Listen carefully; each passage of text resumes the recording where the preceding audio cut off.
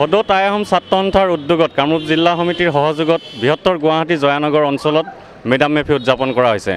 Madam মেফি অসমত প্ৰথমবাৰৰ বাবে ৰাজহুৱাকৈ উদযাপন কৰিছিল স্বৰ্গদেউ চুহুংমুঙে চৰাইদেউ অঞ্চলত। তাৰ পাছত প্ৰমত্ত সিংহই মেডাম মেফিক প্ৰতিটো জনগোষ্ঠীৰ কাষলৈ লৈ যাবলৈ চেষ্টা কৰিছিল। গদাধৰ সিংহই এই ক্ষেত্ৰত যথেষ্ট অৰিহণা যোগাইছিল। বৰ্তমানৰ প্ৰেক্ষাপটত মেডাম মেফি কেৱল আহোমসকলৰে অনুষ্ঠান হৈ থকা নাই, উৎসৱ হৈ থকা নাই। এই উৎসৱত অসমৰ প্ৰতিটো জনগোষ্ঠীয়ে সহযোগ কৰে। আজি আমি বৃহত্তৰ জয়ানগৰ অঞ্চলত তাৰে প্ৰতিফলন দেখিবলৈ পাম।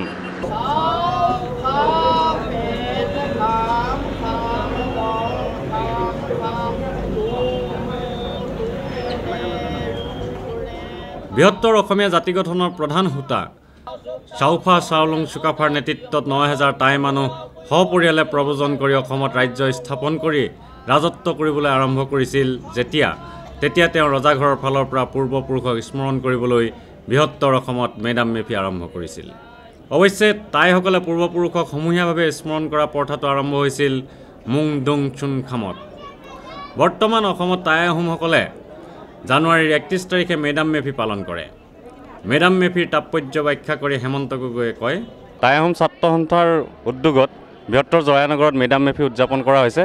মেডাম মেফিৰ তাৎপৰ্যৰ বিষয়ে আমাক ক'ব উদযাপন সমিতিৰ দুজন কৰ্মকৰ্তাই। মেডাম মেফি কিয় পালন কৰা হয় প্ৰতি বছৰে?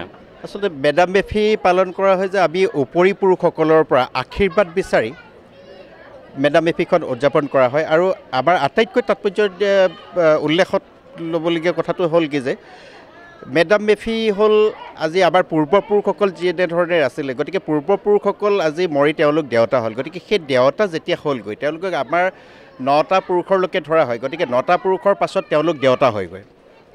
9টা পুৰুষৰ পাছত যেতিয়া তেওঁলোক দেৱতা হয়, গতিকে সেই দেৱতা হোৱাৰ পাছত তেওঁলোকক আমি আহি এই মেডাম মেফি অনুষ্ঠানটোত তেওঁলোকক স্থান দিয়া হয়।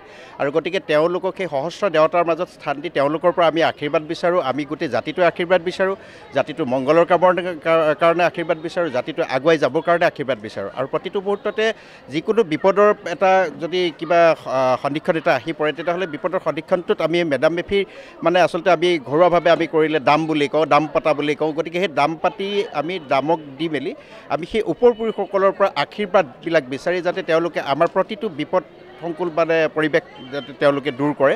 আৰু সেই বিপদসমূহ দূৰ কৰি মেলি তেওঁলোকে আমাক আশীৰ্বাদ দিয়ে, আমাক আকৌ পুনৰ মানে এটা সুস্থ পৰিৱেশলৈ লৈ আহে। আৰু গতিকে তেওঁলোকৰ সেই আশীৰ্বাদ যিটো পৰিক্ৰমা বা আশীৰ্বাদৰ যিটো ব্যৱস্থা, গতিকে সেই আশীৰ্বাদটো আমি পাই গোটেই জাতিটোৱে আজি আমি আগবাঢ়ি গৈ আছোঁ। আৰু তেনেকুৱাকৈ বিগত সময়ছোৱাতো তেনেধৰণে আমি সেই উপৰিপুৰুষসকলক স্মৰণ কৰি আহিছোঁ। আৰু এইটো আটাইতকৈ আমাৰ পবিত্ৰ দিন আজি।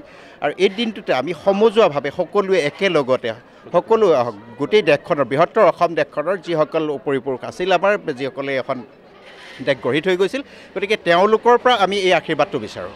আপুনি ক'লে 9 পুৰুষৰ পাছত আপোনালোকৰ দেৱতা হয়। এতিয়া আহোমসকলে 9 পুৰুষৰ যে চাউল খুৱায়, তাৰ লগত কিবা সম্বন্ধ আছে নেকি? এইটো আচলতে 9 পুৰুষৰ চাউল খোৱাটোৰ লগত বিশেষ বেছি এটা হেৰি নাই। আচলতে এইটো হিন্দু সংস্কৰণৰ ফালৰ পৰাহে 9 পুৰুষৰ চাউল খোৱা বুলি কয়। কিন্তু আমাৰ আহোমসকলৰ মতে 9 পুৰুষৰ চাউল খোৱাৰ কোনো তেনেকুৱা প্ৰথা নাই। আচলতে 9 পুৰুষৰ নামত আমি মানে কি 9 পুৰুষক তেওঁলোকক উৎসৰ্গা কৰোঁ। 9 পুৰুষক উৎসৰ্গা কৰিবৰ কাৰণে আমাক কুকুৰা লাগিব, কণী লাগিব আৰু আমাৰ লোকলাও লাগিব, যিটো সাঁজপানী বুলি সাধাৰণতে অসমৰ ৰাইজে জানে।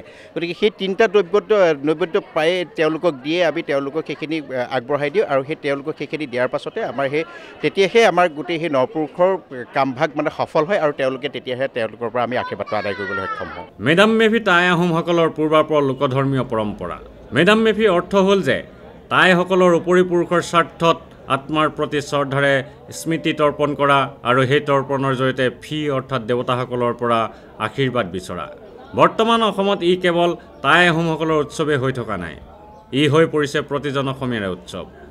এই সম্পৰ্কে হেমন্ত গগৈয়ে কয়, বৰ্তমান পৃথিৱীত প্ৰতিটো ফেষ্টিভেলে বা প্ৰতিটো উৎসৱ গ্ল'বেলাইজেশ্যন হৈছে, প্ৰতিটো জনগোষ্ঠীয়ে সাধাৰণতে পাতে। এতিয়া ধৰক আমি বেংগলীসকলৰ দুৰ্গা পূজা আমাৰ ইয়াত হ'বলৈ পাতে, ঈদো আজিকালি সকলোৱে পতা হৈছে। তেনেকৈ মেডাম মেফিটো আমি দেখিছোঁ বিভিন্ন জনগোষ্ঠীৰ মানুহ আহিছে বা বিভিন্ন অসমীয়া যিসকল মানুহ আছে বা ভাৰতীয় মানুহ তেওঁলোকো আহিছে। মেডাম মেফিও গ্ল'বেলাইজেশ্যন হৈছে নেকি এইটো অৰ্থত? আজিৰ তাৰিখত এটা কথাত আপোনাৰ কথাষাৰ নিশ্চয়কৈ নুই কৰিব নোৱাৰি যে আজি মেডাম মেফিটো গ্ল'বেলাইজেশ্যন হোৱাৰ এইটো এটা সন্ধিক্ষণ বুলি ক'ব লাগিব।